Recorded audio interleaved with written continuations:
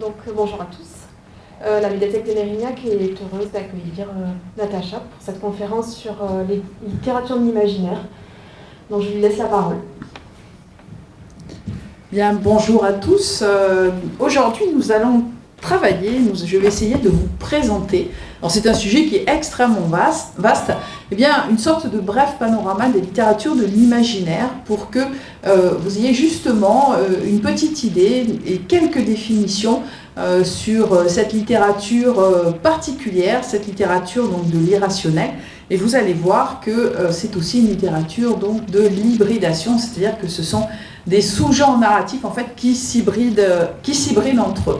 Voilà, alors très rapidement, je suis non seulement donc enseignante et chercheuse à l'université Bordeaux-Montaigne, chercheuse donc sur les domaines de l'imaginaire et plus spécialement sur l'anticipation et la science-fiction, mais je suis ici également en tant que présidente du festival Hypermonde qui se tiendra donc début octobre à la médiathèque de Mérignac. Et cette conférence est donc labellisée Hypermonde. Je vais donc commencer. Alors, premier point, pourquoi définir les littératures de l'imaginaire ? Eh bien, parce que nous sommes dans des littératures qui sont extrêmement développées, qui ont des univers tout à fait différents, des univers également qui vont donc être hybrides entre eux, qui vont s'agencer entre eux. Et je crois que j'ai choisi évidemment ce type d'image pour vous montrer que nous allons donc naviguer entre des mondes, et bien sûr des mondes où la rationalité n'existe pas ou assez peu, sauf peut-être pour la science-fiction. Nous allons le voir évidemment d'ici quelques temps. Alors, première chose à noter, eh bien, c'est que ce qu'on appelle les littératures de l'imaginaire, qu'est-ce que c'est ? D'abord, c'est un vocable, un terme de vocabulaire donc, qui est relativement récent. Et c'est un ensemble de genres littéraires qui ont pour point commun de faire évoluer donc les récits, les romans, les nouvelles, dans un univers physique et social entièrement construit par leur auteur. Alors, vous me direz, cette définition-là, elle correspond à l'imaginaire de tous les auteurs dans toutes les formes de littérature, certes. C'est-à-dire que si, par exemple, je vais dans l'univers zolien d'Émile Zola, eh bien, je suis également dans l'univers construit, construit par l'auteur. Sauf que, à la différence évidemment de cet imaginaire, en fait, de ces différences imaginaires eh bien, de nos auteurs, nous avons dans les littératures de l'imaginaire eh bien, des univers qui sont totalement construits par donc les auteurs. Ok. Alors, à la différence donc de certaines littératures réalistes donc, que vous connaissez, je vais par exemple citer Stendhal, Honoré de Balzac, Dostoïevski, Charles Dickens, ou encore donc naturalistes par exemple comme Émile Zola. Eh bien, nous ne sommes pas en fait dans un univers qui va en quelque sorte refléter la réalité, mais nous sommes dans un univers qui est allégorisé, métaphorisé, et nous sommes dans un univers qui est totalement à part de notre réel donc, et de la réalité. Troisième point, ces littératures de l'imaginaire, et c'est donc ce que je vais vous proposer dans la suite de la conférence, eh bien, permettent en fait de circonscrire quelques sous-genres comme la science-fiction, l'anticipation, le fantastique et la fantaisie.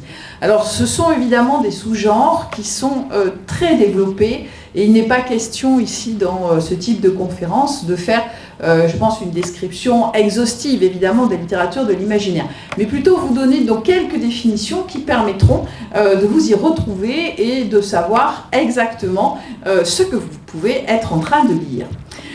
On peut rajouter également à ces quatre donc, grands sous-genres que je vais évoquer tout de suite après, eh bien, les contes, les mythes, aussi plus spécifiquement les récits surréalistes et ce qu'on appelle le réalisme magique.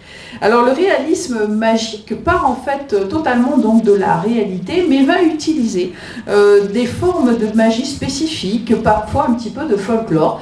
Et c'est, je dirais que le réalisme magique actuellement est tout à fait tendance dans la littérature russe, notamment chez une autrice qui s'appelle Anna Starobinet, que nous avons donc primée par exemple au Festival des Imaginales, où on va retrouver un petit peu de science, un petit peu de folklore, un petit peu d'ambiance post-soviétique. Voilà, et tout ceci eh bien, s'appelle donc le réalisme magique. Mais je n'aurai peut-être pas le temps de vous en parler dans cette conférence.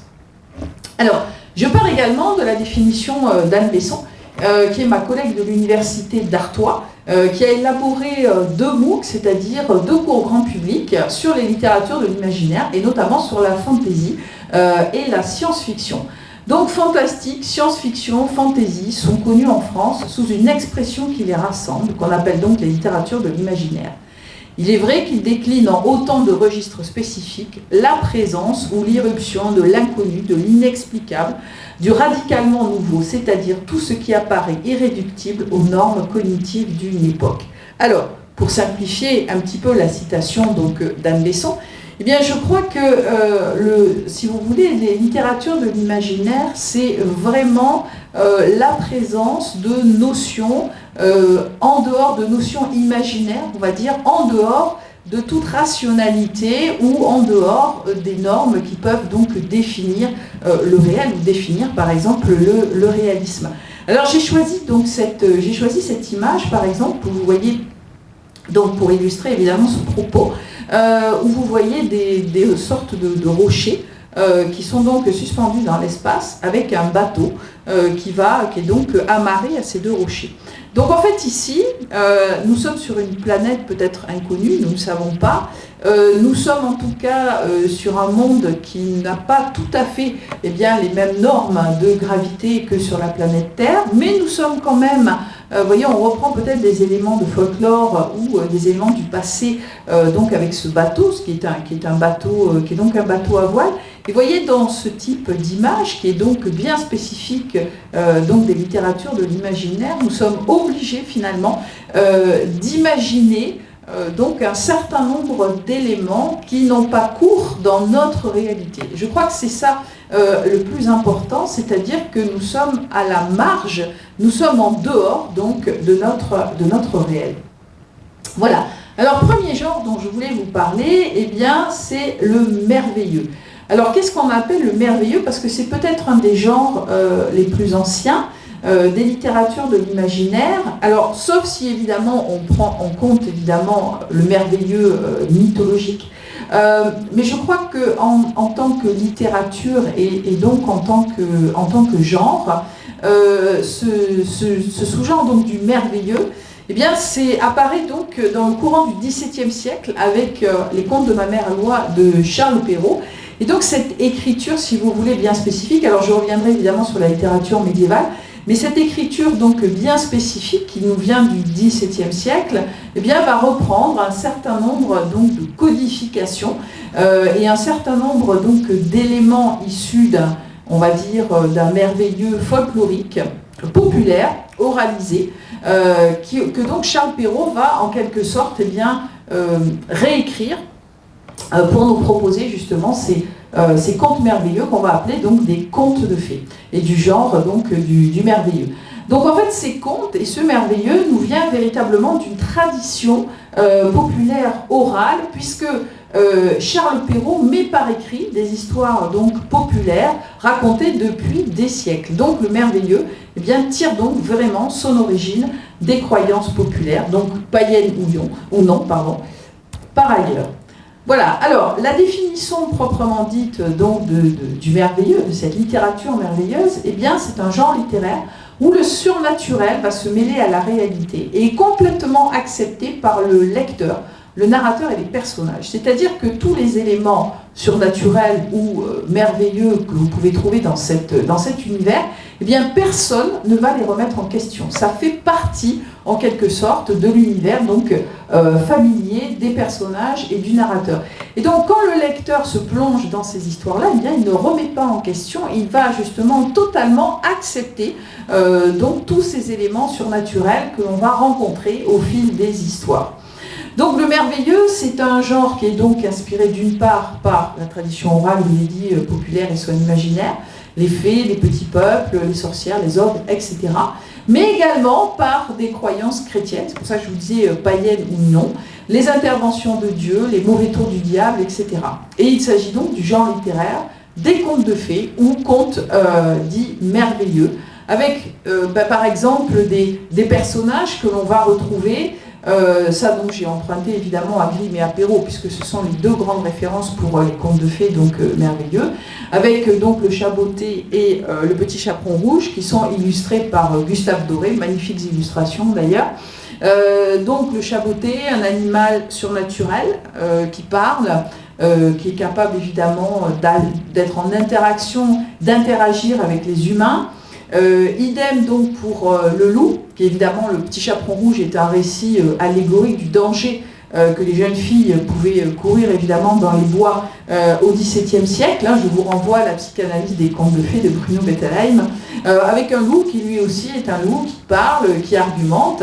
Et puis là j'ai choisi un petit peu pour m'amuser évidemment l'image de la sorcière, donc la méchante belle-mère évidemment dans Blanche-Neige, où la sorcière fait vraiment, véritablement partie donc de ce folklore populaire hein, qui est issu là aussi du Moyen-Âge, mais qui va quand même se transformer dans ces contes merveilleux. Alors, il faut savoir aussi que dans ces contes, il y a beaucoup de stéréotypes. En fait, ça ne fonctionne qu'avec des stéréotypes. On pourrait parler évidemment, si on reprenait la psychanalyse de Jung, des sortes d'archétypes, mais c'est plutôt, je dirais, c'est plutôt quand même des stéréotypes dans le sens où les contes ont un schéma narratif relativement simple.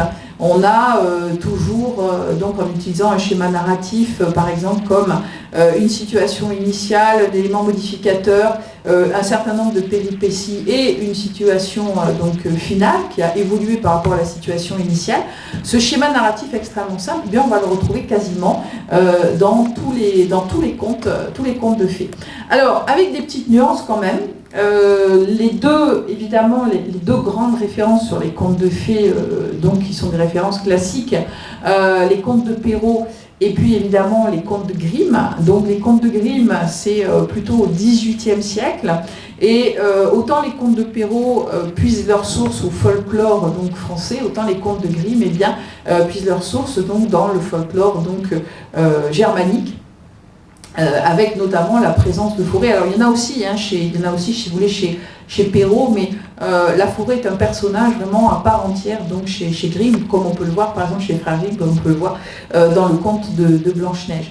Alors si on s'avance un petit peu plus dans le temps, alors des contes qui sont, les contes d'Andersen par exemple, qui sont là aussi, qui font appel à un autre type de folklore, puisque nous sommes dans le folklore scandinave, les contes d'Andersen sont quand même si vous voulez, se rapproche beaucoup plus du récit du XIXe siècle, et surtout, ce sont des contes qui sont plus complexes que les contes de Perrault, les contes de Grimm, qui avaient plutôt une dimension, on va dire, didactique, c'est-à-dire d'apporter une véritable moralité donc à la suite de cette histoire, alors que dans les contes d'Andersen, on va utiliser différents registres, notamment le registre pathétique, je pense notamment à La petite fille aux allumettes par exemple, ou à La petite sirène, où vraiment la souffrance des personnages est mise donc au premier plan, et avec des histoires qui sont quand même plus longues, beaucoup plus complexes, beaucoup plus nuancées. Donc on s'approche quand même, on quitte avec les contes d'Andersen, en quelque sorte, on quitte la dimension un peu simpliste, un peu didactique des contes, pour aller plutôt vers le roman. Et puis, encore évidemment, beaucoup plus en avant dans le temps, je cite Harry Potter, donc de J.K. Rowling. Pourquoi citer Harry Potter comme du merveilleux ? Eh bien parce que si on reprend la définition première, évidemment, que j'ai donnée pour le merveilleux, eh bien nous sommes exactement dans un univers qui est totalement accepté par le lecteur, évidemment, les personnages et les narrateurs donc, de cette histoire. Et puis un univers singulier qui va faire intervenir donc des personnages du folklore, du merveilleux, des personnages par exemple hybrides, mais avec une réécriture évidemment totalement moderne donc, et contemporaine. J'y reviendrai un tout petit peu plus tard. Donc voilà pour le merveilleux. Je pense ensuite, alors deuxième élément de mon panorama, c'est le fantastique. Alors le fantastique, là aussi, sous-genre littéraire, je ne vais pas aujourd'hui évidemment rentrer dans ce débat, qui est évidemment un débat éminemment formel, Eh bien, le fantastique, c'est un genre littéraire dont les précurseurs datent de la fin du XVIIIe siècle. Et la première véritable œuvre française, par exemple, fantastique, eh bien, c'est Le Diable amoureux, donc de Cazotte. Mais il faut bien voir que ce n'est qu'au XIXe siècle, et on verra pourquoi après, eh bien, que ce genre va naître réellement. Deuxième élément, c'est un descendant direct donc, du roman gothique, donc je vais vous parler juste après. Et on peut définir le fantastique comme étant l'irruption d'un fait irréaliste dans un cadre réaliste qui va provoquer chez le lecteur et le personnage une hésitation entre logique et illogique, entre possible et impossible. C'est-à-dire un doute absolu sur la réalité, donc la réalité qui l'entoure. Alors la différence avec le merveilleux, vous le voyez, c'est une différence qui est tout à fait formelle et une différence donc conceptuelle. C'est-à-dire que nous avons, dans l'univers merveilleux, c'est un univers où le surnaturel existe et où on ne le remet pas en question, alors que dans le fantastique, nous avons un univers ou un cadre réaliste dans lequel eh bien, le surnaturel va littéralement surgir. On va voir évidemment de quelle manière et va faire douter finalement le lecteur de l'univers finalement tangible dans lequel il évolue. Voilà, alors évidemment quelques images, quelques premières de couverture. Donc une des premières œuvres fantastiques qui est issue directement du gothique, eh bien c'est Le Moine donc, de Lewis. Et alors, ce que je veux vous montrer aussi à travers cette conférence, c'est comment est-ce que ces sous-genres tissent des liens de manière parfois très subtile entre eux, à travers évidemment les thèmes, l'utilisation aussi par exemple de certains personnages. Et donc Le Moine, alors qui est un roman gothique, qui est un roman noir, mais qui est aussi un roman subtilement, à la mode du XVIIIe siècle, subtilement évidemment érotique. Et surtout, on a un personnage qui est corrompu, vous voyez, par le diable. Donc derrière, on pense de suite, bien sûr, au personnage donc, de Goethe, Faust, qui va être corrompu par le diable. Le diable va lui faire donc, des propositions, qui est finalement une thématique très ancienne, puisqu'on la retrouve déjà dans la Bible, puisque le Christ lui-même va être évidemment tenté par Satan. Donc c'est ce motif-là, si vous voulez, du diable, de la diablerie, qu'on va retrouver aussi chez Jacques Cazotte, dans Le Diable amoureux, avec ce personnage du diable qui va prendre différentes formes, et notamment qui va apparaître donc au narrateur sous la forme d'une tête de cheval. Vous voyez, alors on a ce personnage qui est un petit peu bizarre, qui ressemble quasiment à, je dirais, à une illustration surréaliste. Mais voilà, on a donc un diable qui va prendre différentes formes, qui peut prendre aussi d'ailleurs la forme d'une femme. Bon, voilà, on est sur une métamorphose totale, qui là aussi n'est pas un thème très neuf, puisqu'on le retrouve depuis l'Antiquité. Alors, autre grand titre, et je vous le donne parce que très souvent c'est une référence que peuvent avoir les lecteurs, eh bien c'est le Horla de Guy de Maupassant. Et le Horla, pour moi, c'est vraiment, donc à la fin du XIXe siècle, on est vraiment sur un récit qui se situe au carrefour de tous ces genres. Parce que, alors, le Horla est un texte fantastique qui correspond totalement à la définition que je vous en ai donnée, dans le sens où on a un personnage de petit bourgeois célibataire qui vit une vie parfaitement normale et qui va être littéralement hanté par une créature, alors qui est une créature invisible, et il va avoir l'impression qu'on lui prend sa vie, qu'on lui boit sa vie, donc toutes les nuits. Il va se livrer à un certain nombre d'expériences la nuit pour voir si cet être surnaturel boit du vin, boit de l'eau, etc., boit du lait, ce qui est le cas. Et donc il est évidemment convaincu qu'il y a une sorte de créature invisible donc, qui le parasite. Or, si vous voulez, ce texte, vous pouvez l'interpréter, alors soit comme, par exemple, avec l'interprétation vampirique, comme une sorte d'être surnaturel vampirique qui va venir donc parasiter la vie du narrateur. On peut le lire également, et le narrateur, et Maupassant le dit lui-même, est-ce que ce n'est pas une créature tombée donc des étoiles qui peut là aussi donc parasiter ce narrateur, c'est-à-dire un extraterrestre. Donc on est peut-être dans la première, on va dire, une des premières visions de l'extraterrestre de ce type donc, en France. Vous voyez, donc, on est sur des textes où il y a vraiment une ambivalence, une ambiguïté, un doute. Ça, c'est vraiment, je dirais, la marque, en quelque sorte, du fantastique. Je vais vous donner la définition la plus complète et la plus précise juste après par Svetan Todorov, mais je crois que là, c'est vraiment, si vous voulez, ce qui peut caractériser en quelque sorte cette notion de fantastique. Et puis, comment, bien sûr, ne pas évoquer alors la naissance donc à la fin du 19e siècle. Alors, c'est pas forcément Bram Stoker le premier écrivain donc du vampirisme, mais en tout cas c'est l'œuvre la plus connue et celle qui va donner naissance au mythe moderne donc de Dracula. Et Dracula, eh bien, effectivement, c'est une créature, les vampires sont des créatures qui appartiennent donc au domaine du fantastique. Donc je dirais que toutes les variations des vampires au cours de leur longue réalisation, que ce soit dans la littérature ou au cinéma, eh bien, ces créatures donc vampiriques appartiennent donc au fantastique parce qu'elles font irruption finalement dans un univers normal, normé, scientifique.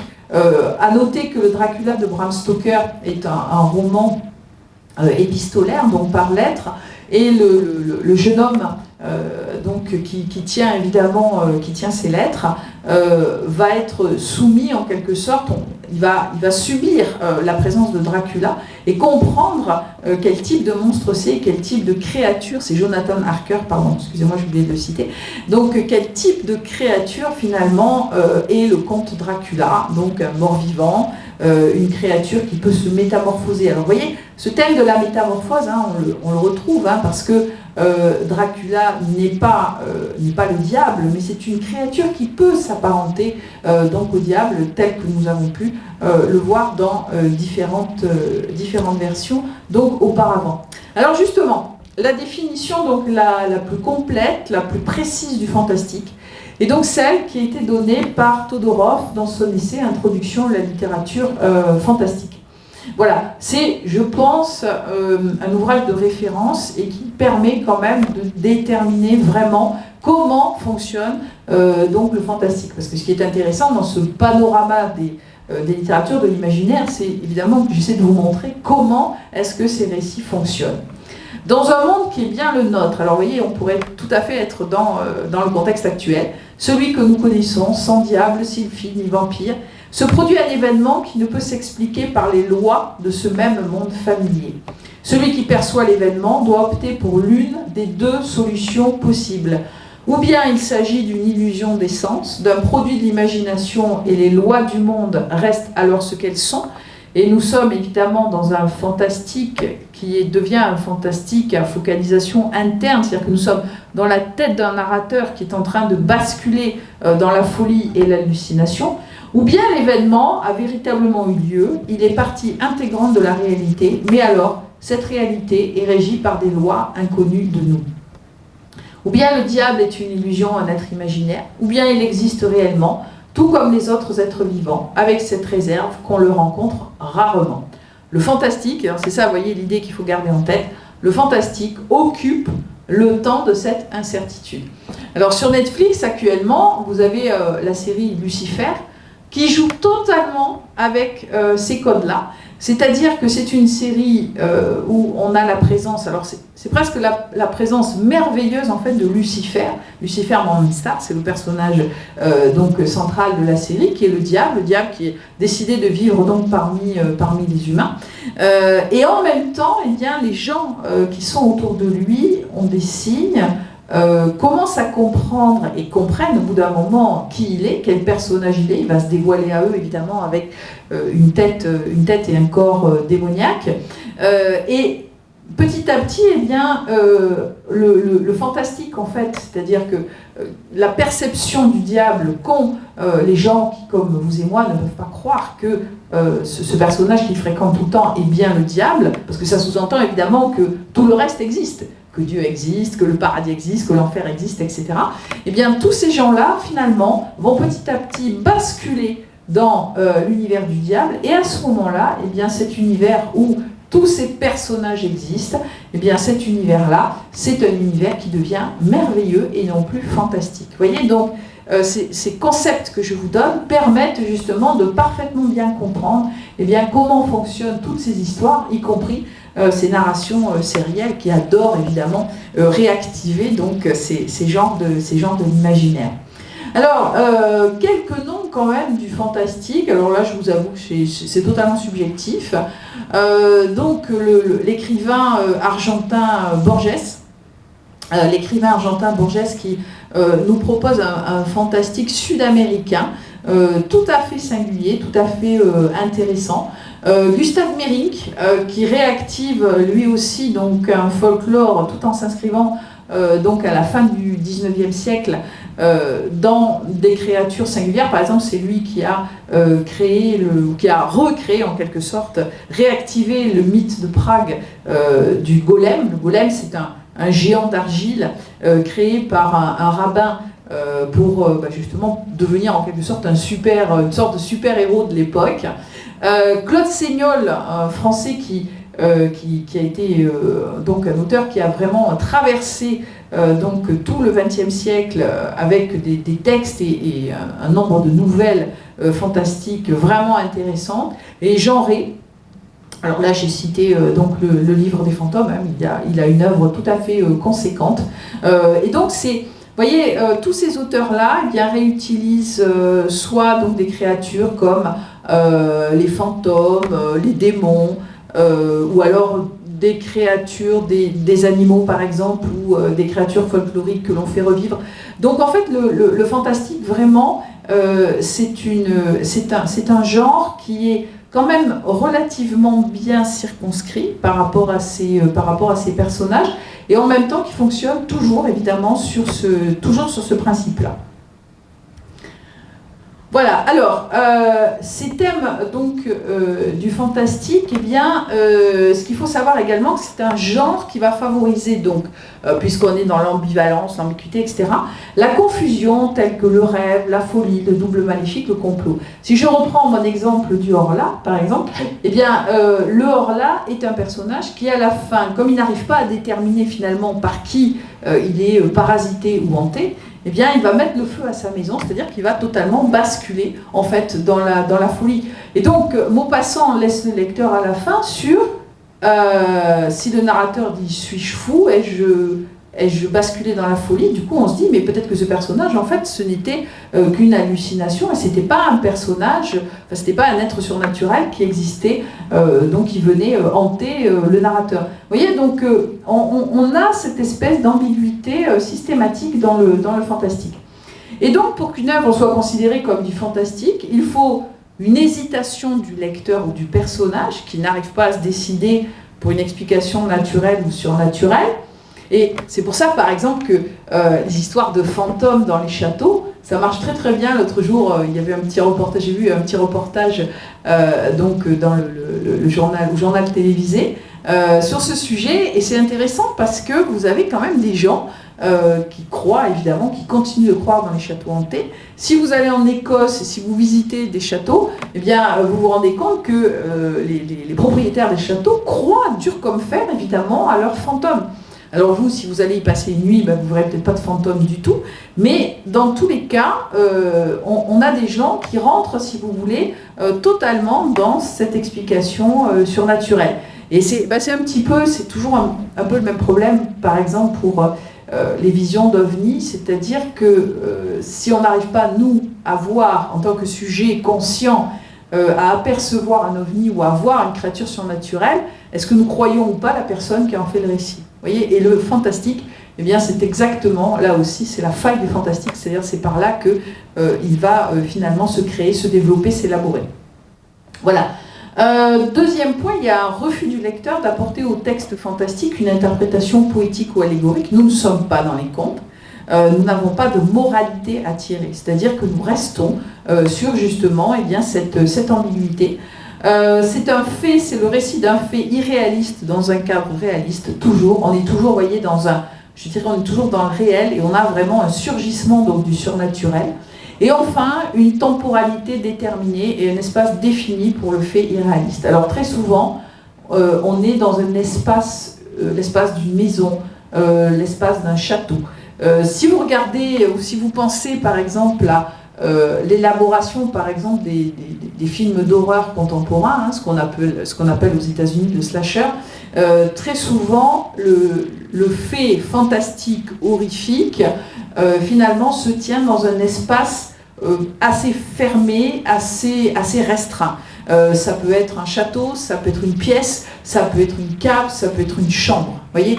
Et donc ce fait, pensez à la chambre par exemple de l'Exorciste, hein, du film L'Exorciste en 1973, où là on a un fait surnaturel et le personnage hein, de la jeune fille qui est donc possédée par le démon Pazuzu, eh bien on reste dans la chambre. Voilà. Et donc ça, c'est une marque aussi du fantastique, c'est-à-dire que nous ne sommes pas dans l'exploration d'un vaste univers, contrairement, on va le voir, à la fantasy et à la science-fiction. Voilà. Alors ce qui me permet de faire le lien avec le troisième point, qui est donc la science-fiction, troisième sous-genre des littératures de l'imaginaire.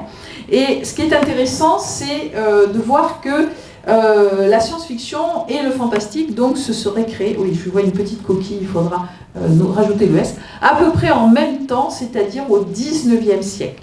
Alors le fantastique et la science-fiction, donc d'un côté le genre finalement donc de l'ambiguïté du fait surnaturel, et de l'autre, dans science-fiction il y a science, donc je vais vous expliquer là aussi pourquoi. Eh bien ces deux sous-genres qui sont quand même très différents aurait constitué une sorte de double réponse aux interrogations de l'époque. Mais surtout, il se serait posé à contre-courant du genre à la mode à l'époque, c'est-à-dire le réalisme, qui ne laissait aucune place à l'extrapolation et à l'imaginaire. Alors, pas imaginaire des auteurs, bien sûr, mais imaginaire à partir donc du réel. Donc ça, c'est le premier point qui est important. Deuxième point qui est important, c'est que le 19e siècle est également un siècle de grandes découvertes scientifiques, et évidemment qui n'a pas manqué, si vous voulez, finalement de créer ou d'élaborer des rêves à partir donc de ces découvertes de sciences. Et donc les écrivains, notamment Jules Verne, on le verra, eh bien, se sont lancés dans la conquête de la Lune. Mais attention, une conquête de la Lune, alors ça je dirais que c'est un autre élément qui est important.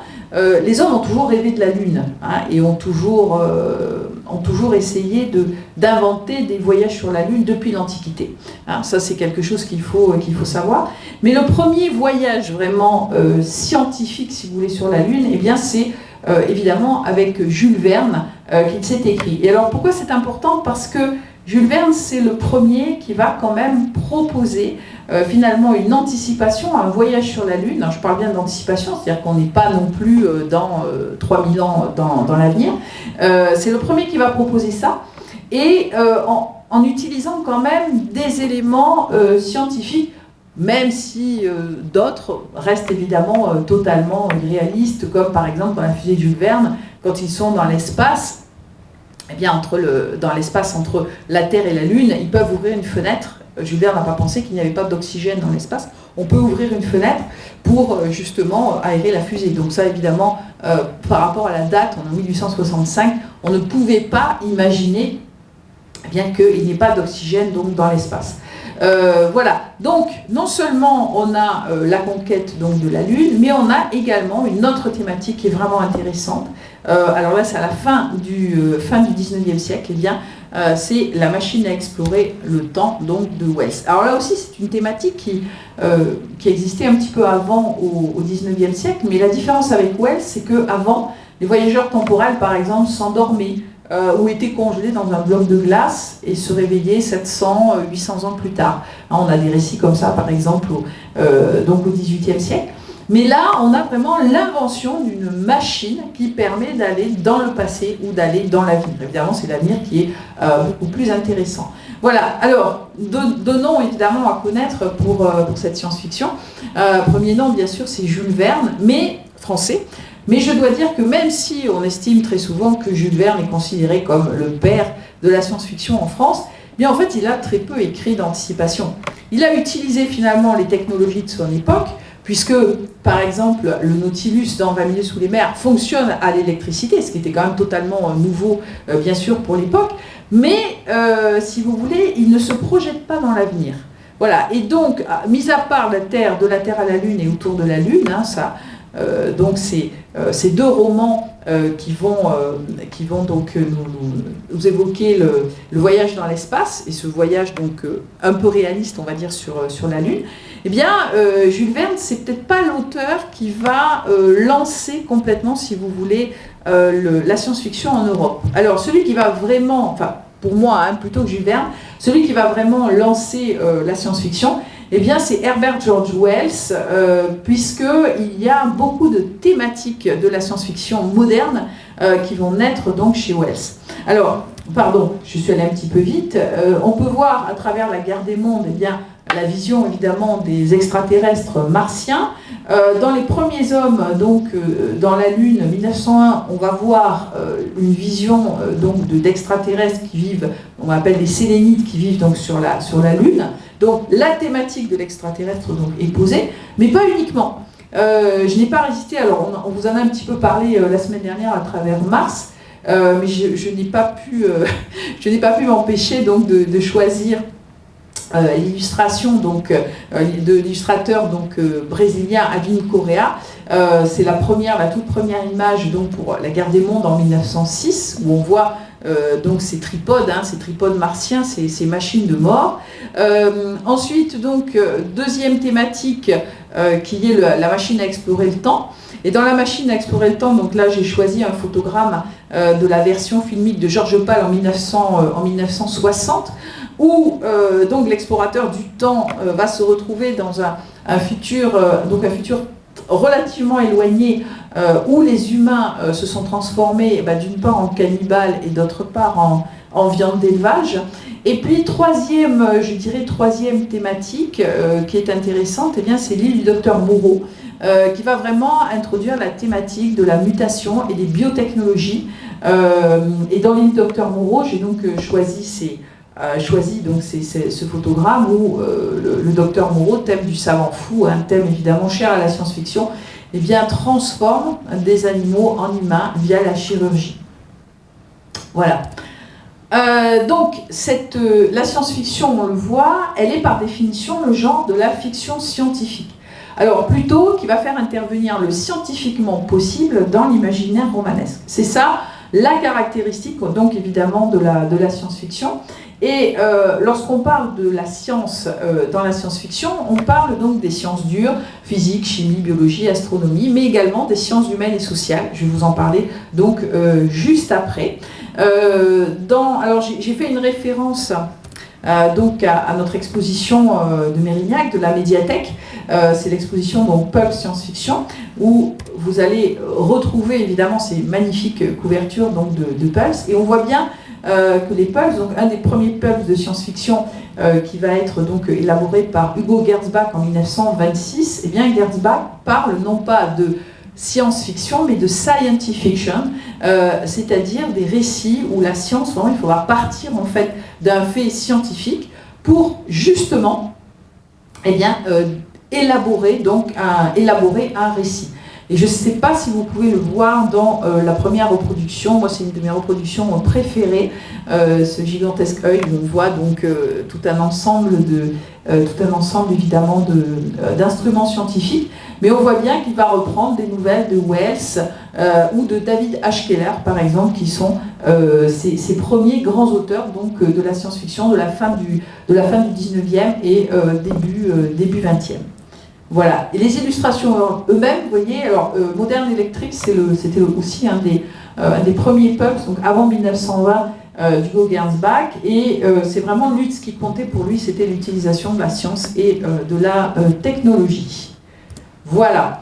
Alors, qui dit science dit aussi science sociale. Et donc, ce n'est évidemment pas trop le sujet, je fais un tout petit aparté, mais quand la SF utilise donc les sciences sociales ou les biotechnologies d'ailleurs pour élaborer des mondes cauchemardesques, eh bien cela s'appelle la dystopie. Alors évidemment ça pourrait faire l'objet d'une autre conférence, mais il fallait quand même citer, si vous voulez, cette branche de la science-fiction, ou on va dire cette branche voisine de la science-fiction, avec 3 titres qui sont là aussi des très grands classiques. Donc Eugène Zamyatin, Nous autres, qui paraît en 1922 et qui est une critique donc du stalinisme naissant et de l'annihilation de l'individu. Huxley, 1932, Le meilleur des mondes, où là nous sommes dans un monde qui est véritablement dominé par les manipulations génétiques et les biotechnologies. Et évidemment, George Orwell, donc 1984. J'ai choisi cette couverture puisque c'est la couverture d'un roman graphique qui est sorti donc, cette année et qui met donc en scène le roman d'Orwell. Voilà. Donc là, ce sont les sciences sociales, sciences politiques qui sont, je dirais, mises en scène. Et ça représente vraiment une branche donc, spécifique de la science-fiction. Voilà, alors autre thématique de la science-fiction, je veux dire, on ne peut absolument pas on peut pas passer sous silence, eh bien c'est l'espace dans la science-fiction, puisque l'espace, ça fait partie là aussi des grandes thématiques de la science-fiction jusqu'à aujourd'hui. Alors, dans la littérature, bien sûr, je cite Les Navigateurs de l'infini 1925 de Ronnie Heney, les Chroniques martiennes donc, de Bradbury dans les années 1950, et puis quelques titres, donc les histoires de voyage dans l'espace, là, ce qu'on appelle la hard science fiction avec Taux Zéro de Poul Anderson et Radieux de Greg Gad, où là on a vraiment des concepts scientifiques qui sont donc mis à l'épreuve dans la fiction. C'est souvent d'ailleurs des ouvrages qui sont un petit peu difficiles à lire pour ceux qui n'ont pas de base scientifique. Dans Radieux de Greg Egan, nous avons par exemple l'exploration d'un trou noir. Et puis à côté de ça, on a avec par exemple le classique de Edmond Hamilton, Les Rois des étoiles, et bien ce qu'on appelle dans la science-fiction le space opéra, qui lui aussi est donc une branche, hein, c'est opéra de l'espace en français, c'est-à-dire donc ces romans qui vont véritablement mettre en scène l'exploration de l'espace, mais voilà, d'une façon peut-être la plus fantaisiste possible que la hard science fiction, et qui font partie évidemment de toute la culture de la science-fiction. Alors, bien sûr, ça veut dire aussi que la science-fiction va totalement influencer le cinéma, et le cinéma dès sa naissance, puisqu'il faut savoir que le tout premier film de science-fiction est un des premiers grands films, hein, français bien sûr, mais même de manière mondialisée, eh bien c'est Le Voyage sur la Lune de Georges Méliès en 1901. Alors, j'ai repris bien sûr le photogramme très classique, vous voyez, et La Fusée reprend bien sûr Méliès, c'est totalement servi de Verne, donc de son voyage de la Terre à la Lune et autour de la Lune, à la différence que Méliès va faire allunir donc ses premiers spationautes, alors que Verne se contentait de les faire tourner autour de la Lune, parce qu'il disait qu'il ne savait pas comment inventer en fait un alunissage, et c'est pour ça que Verne était resté autour de la Lune, alors que Méliès eh bien, va faire planter donc la fusée sur la surface de la Lune. Voilà. Alors, l'exploration de l'espace, on va la retrouver aussi évidemment dans l'immense série Star Trek de Gene Roddenberry, avec toutes ses variations. Hein. C'est un véritable univers, Star Trek. Variations au cinéma, variations évidemment de séries, hein, jusqu'à aujourd'hui. On va retrouver ces images-là dans Avatar. Alors, c'est pas tellement le voyage dans l'espace, là on est plutôt sur les planètes inconnues. Également, Star Wars va nous proposer là aussi toute une batterie de planètes extraordinaires, dont une planète gazeuse. Et puis, une dernière image qui nous vient du film Interstellar, où à l'horizon, vous voyez, on va retrouver cette image du trou noir que les scientifiques ont réussi à prendre en photo donc il y a maintenant 2 ans.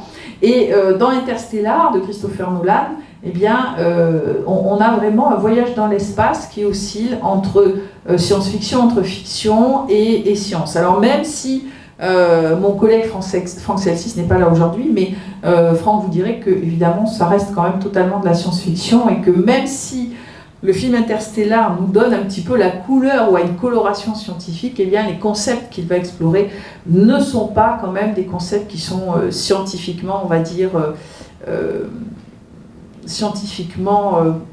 approuvés. Voilà.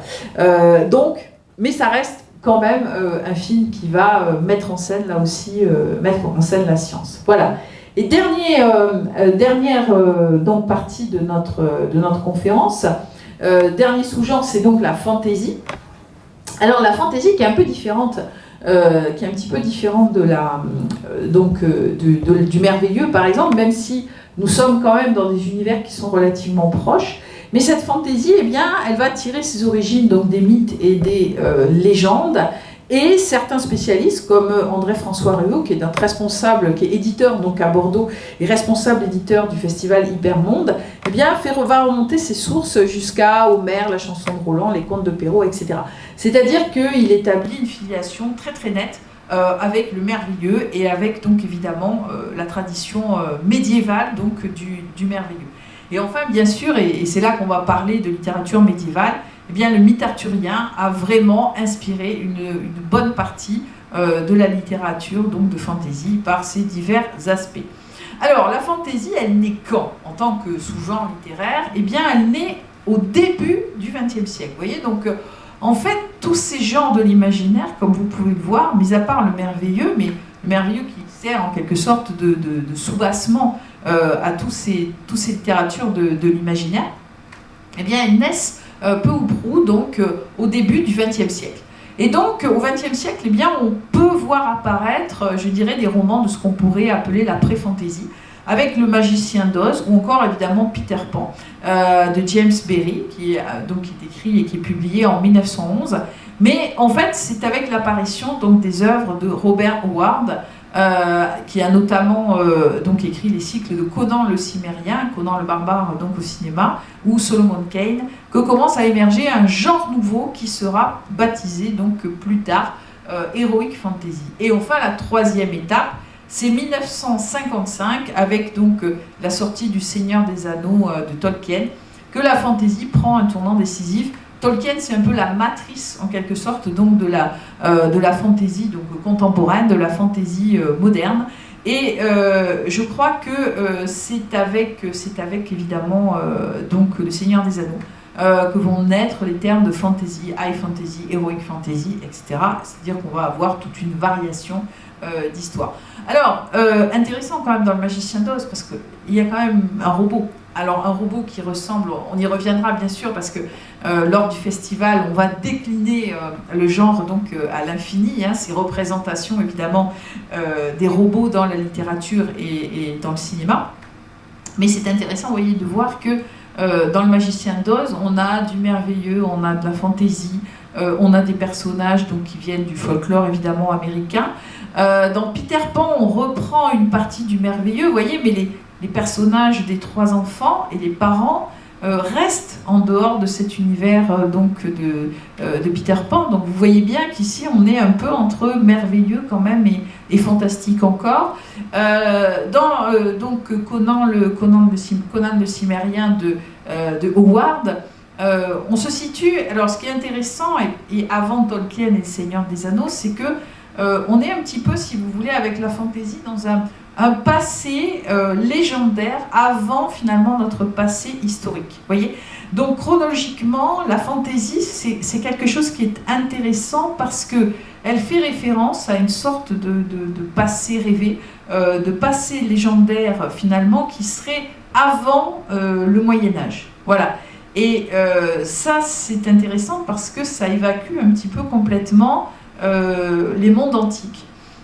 Et le monde de la mythologie. C'est un petit peu comme si le monde était né, si vous voulez, avec les caractéristiques du merveilleux médiéval.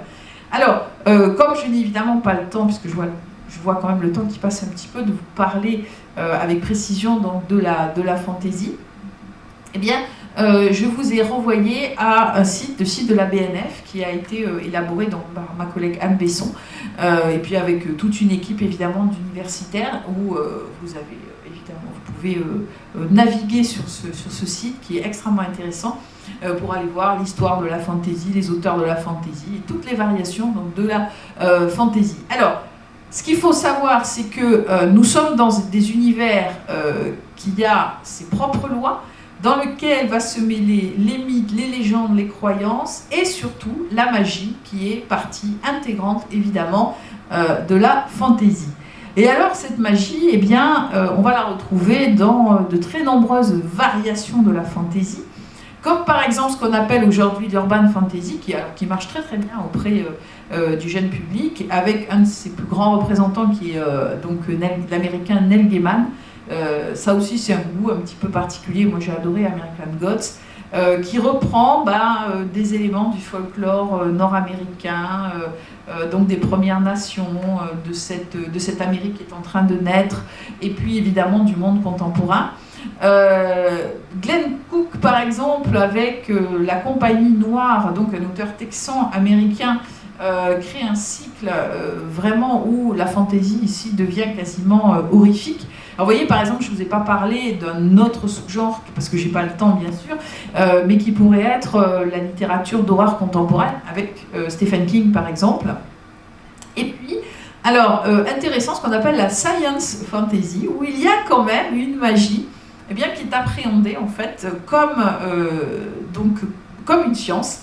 Et c'est le cas par exemple du cycle de Blackwing de Ed McDonald, ou alors d'un chef-d'œuvre absolu que je vous recommande, qui est donc Vita Nostra de Marina, des Russes, Marina et Sergei Diachenko, où là vous avez de la fantaisie urbaine, de la magie, mais aussi de la science, et c'est une véritable expérience littéraire que ce roman. Les Russes en ce moment, les auteurs russes ont vraiment le vent en poupe et sont en train de complètement revigorer donc les littératures de l'imaginaire. Alors, pour terminer, les petites questions. J'ai choisi, alors on va passer par le cinéma parce qu'on n'a pas trop parlé évidemment de cinéma. Je vous ai parlé de Harry Potter, mais d'après vous, Harry Potter, est-ce qu'on peut uniquement le déterminer ou le qualifier de merveilleux ou pas? Non? Alors, je ne sais pas si on peut entendre monsieur. Je pense qu'il y a une dimension fantastique un petit peu. Oui, il y a aussi, effectivement. Alors, pourquoi est-ce qu'il y a une dimension fantastique, justement? Par rapport à ce que je vous ai dit au début? Non, mais je vous donne la réponse, sinon. Oui, exactement. C'est-à-dire que vous avez la coexistence dans Harry Potter du monde réel, le monde des moldus, c'est-à-dire des gens comme vous et moi, et puis vous avez le monde donc fantastique, un peu surnaturel quand même, des magiciens qui est en parallèle. Et donc il faut quand même pénétrer, si vous voulez, dans ce monde-là, pour justement intégrer donc le fantastique. Et puis le jeune Harry Potter, c'est pour ça que j'ai choisi le premier, le jeune Harry Potter, au début, ne croit pas, si vous voulez, à l'existence de ce monde surnaturel. Donc, une fois qu'on a accepté l'existence de ce monde, on est dans le merveilleux, mais effectivement, chaque début d'histoire, chaque début de roman commence par cette confrontation entre Harry Potter qui vit dans le monde des moldus, le monde de la réalité, notre monde contemporain, et donc évidemment la magie qui fait irruption systématiquement dans sa vie. Twilight, donc la série Twilight de Stephanie Meyer. Alors on est dans le thème des vampires. Les vampires évidemment revisités, vampires végétariens entre guillemets puisque se nourrissent d'animaux. Ce sont des gentils vampires et pas des... enfin pas tous d'ailleurs. Alors qu'est-ce que c'est d'après vous, Twilight?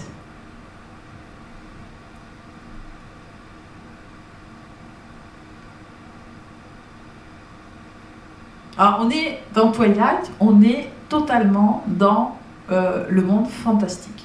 C'est-à-dire que nous sommes avec l'héroïne Bella, qui vit une vie de jeune femme dans un monde contemporain avec son père qui est shérif, et d'un seul coup, tout l'univers vampirique va surgir dans sa vie et va transformer évidemment sa vie. Et il y a tout au long, si vous voulez, des 4 ou 5 tomes de Twilight, vous allez avoir cette confrontation entre le réel et le surnaturel, puisque le père de Bella ne saura jamais que sa fille, à un moment donné, donc non seulement épouse un vampire, mais donne naissance à un être hybride et elle-même devient vampire. Donc il ne le saura jamais. Vous voyez, donc on reste toujours sur ce fantastique contemporain. Narnia, par exemple, c'est du merveilleux, totalement. Nous sommes dans du merveilleux, et en même temps avec quand même une coloration fantasy, vu sa date donc de publication, parce qu'on a quand même des éléments épiques, avec donc nos 4 jeunes héros qui deviennent rois et reines de ce royaume de Narnia, qui voyagent dans le temps, etc. Et ce qui est intéressant, c'est de voir que le passage en général entre le monde réel et le monde de Narnia, eh bien, se fait par un espace restreint, comme par exemple, eh bien, une armoire. Vous voyez, et là on voit bien, par rapport à ce que je vous ai expliqué sur le fantastique, on voit bien, si vous voulez, que le passage finalement du monde réel au monde surnaturel, eh bien, passe par une sorte de sas fantastique. Vous voyez, donc on voit à travers ces exemples-là qu'on a une véritable hybridation entre ces genres de l'imaginaire. Alors, plus compliqué, Pirates des Caraïbes.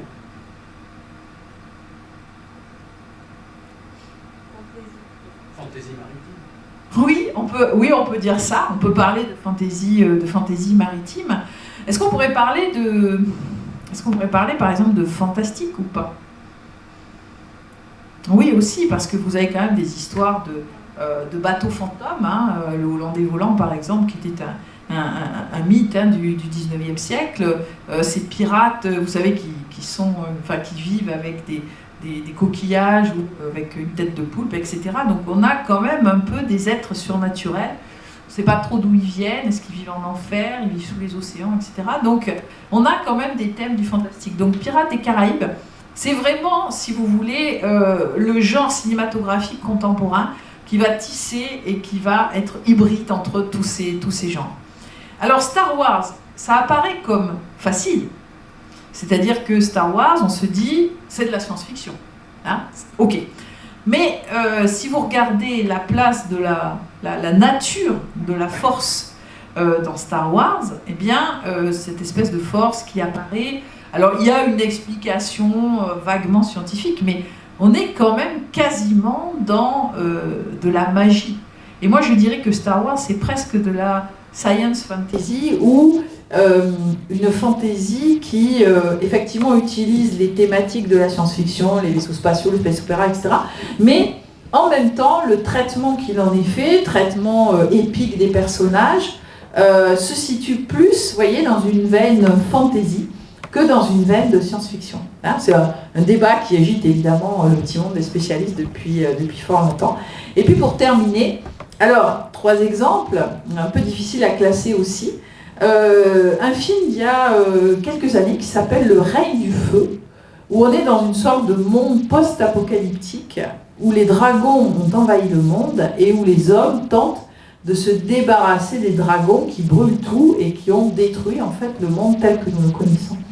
Et alors, intéressant dans Le Règne du Feu, parce que nous sommes dans un univers de science-fiction, post-apocalyptique, et en même temps, on voit l'irruption de ces dragons qui sont sortis de terre. Vous voyez, c'est-à-dire qu'on a vraiment l'irruption de ces créatures fantastiques, enfin, qui appartiennent au fantastique ou au merveilleux, et qui vont en fait se confronter au monde moderne. Oui. Je ne l'ai pas vu, mais ça fait référence un peu au steampunk, éventuellement, vous n'en avez pas parlé. Alors, non. C'est sûrement différent, parce que je ne l'ai pas vu. Hein. Oui. Alors c'est vrai que je ne pouvais pas parler de tout malheureusement, parce que vous voyez, on est déjà sur 1 heure.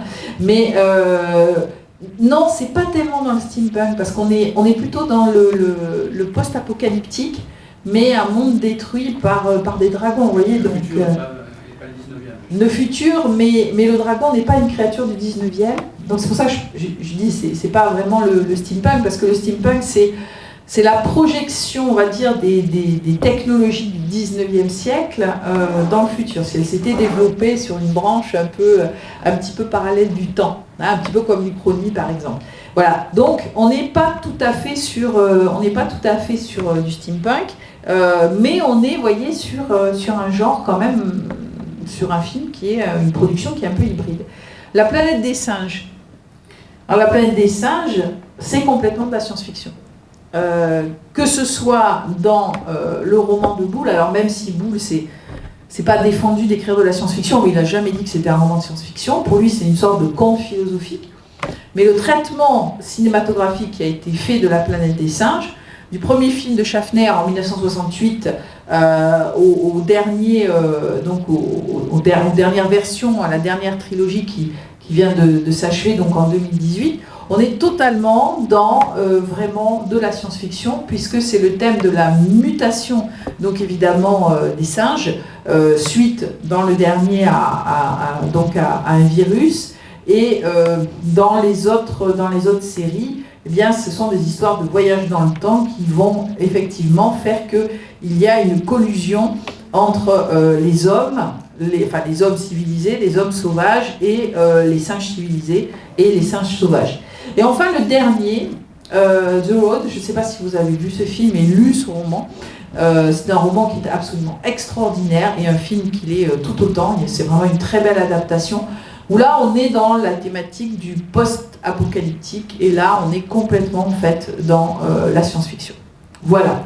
Donc c'était les mots de la fin. Donc maintenant je vais répondre à toutes les questions si vous en avez et si vous le souhaitez. Voilà, je vous remercie de votre écoute.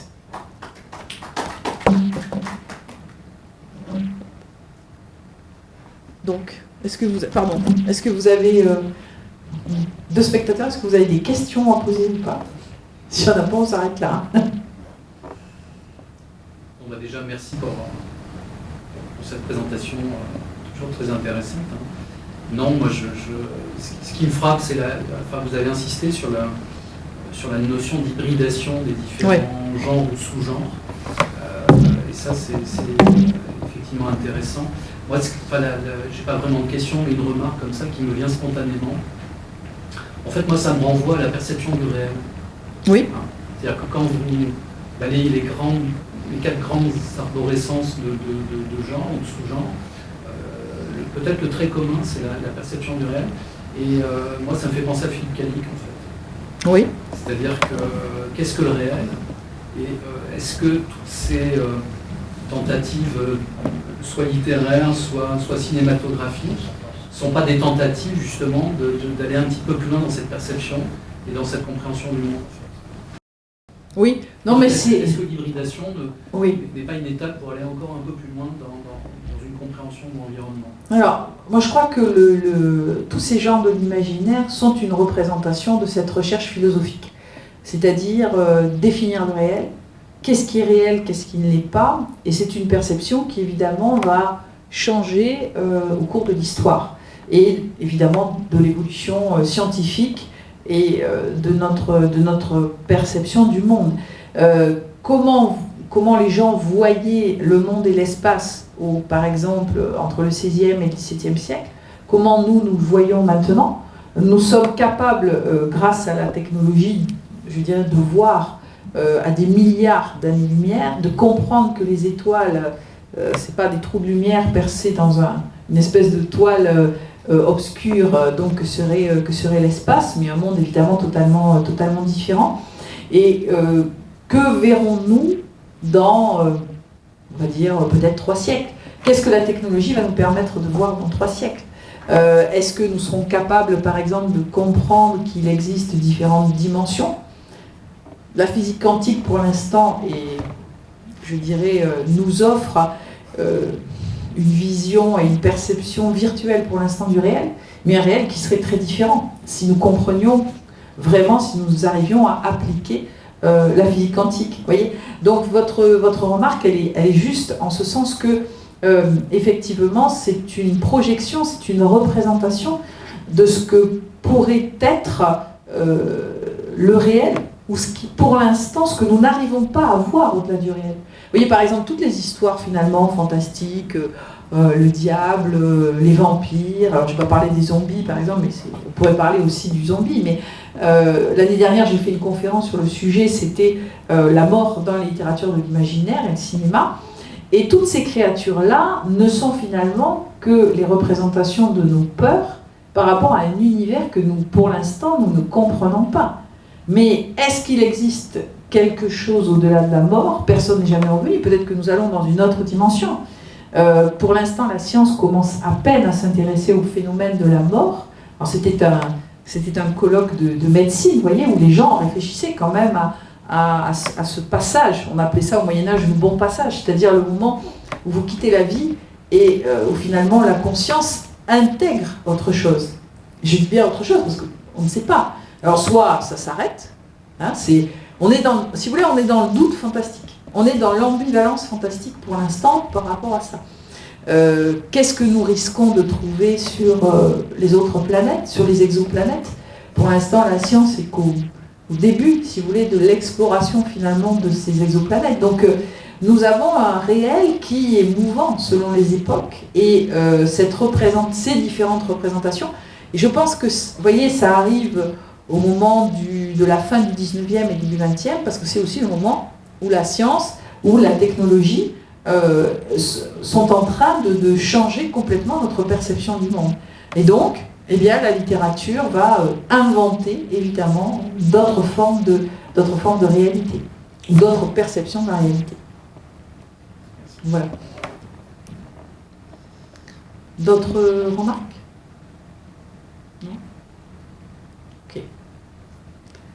Bien. Ben, écoutez, je crois qu'on va s'arrêter là. Merci beaucoup. Et puis, on vous donne rendez-vous très bientôt, donc au Festival Hypermonde. Début octobre, vous allez avoir des informations très rapidement. Merci. Au revoir.